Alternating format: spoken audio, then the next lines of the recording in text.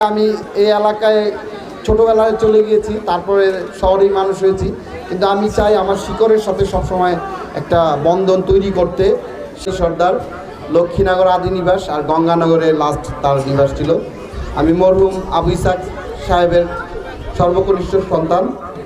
তো আসলে সবচেয়ে বড় ভালো লাগার বিষয় হচ্ছে এরকম যে একদিন জামাল ভাই আরিফের মোবাইল থেকে ফোন দিয়ে বললো যে রাকিব, আমি তো এলাকায় আসছি, তো কিছুদিন পরে চলে যাব, একটা অনুষ্ঠান হচ্ছে, তোমার সহযোগিতা, অর্থাৎ উনি আমাকে পরামর্শ দিতে বলেছে আরিফদের। তা আমি বিনয়ের সাথে বলেছি, ভাই আমি ছোট মানুষ, আমি ওদেরকে অবশ্যই কিভাবে এইটা সুন্দর করার জন্য পরামর্শ দিতে হয় সেটা করব, আর আমার ক্ষুদ্র পরিসর থেকে আমি যতটুকু পারি সেইভাবে সহযোগিতা করব। তা আমি আসলেই কৃতজ্ঞ জামাল ভাইয়ের কাছে, এবং এখানে অনেকেই আছেন, আমার মামা চাচা ভাই আলমগীর ভাই আছেন, আজিজ মামা আছেন, আর অনেকেই আছেন মামা চাচা ভাই, সবাইকে ধন্যবাদ।